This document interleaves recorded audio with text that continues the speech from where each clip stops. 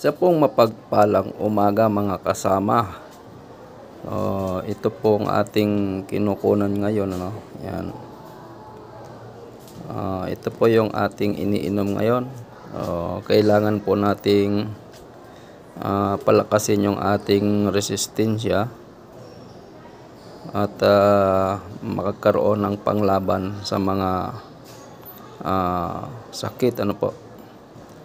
So ito po ay pinaglagaan po ng ugat ng alingatong.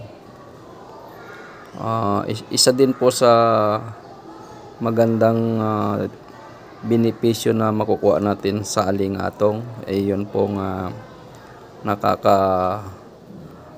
cure po siya ng mga sakit, ano po, lalo na po sa ating kidney. Ito po ay nakakatulong para mailabas yung ating stone na nabubuo sa loob ng ating kidney.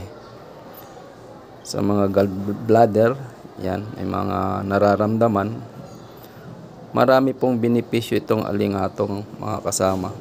So kayo na po ang bahalang maghanap sa ating internet, ano, para malaman nyo po yung buong informasyon na gusto nyong makuha. So ito mga kapatid ay pinaglagaan na po ng alingatong.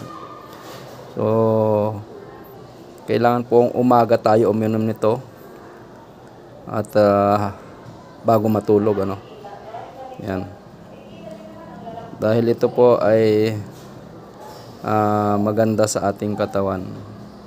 So para sa maraming impormasyon, pwede po ninyong isearch sa internet ang benepisyo ng alingatong. So yan po para sa ating magandang umaga at maraming salamat pong muli mga kasama. God bless po sa ating lahat. Ingat po tayo.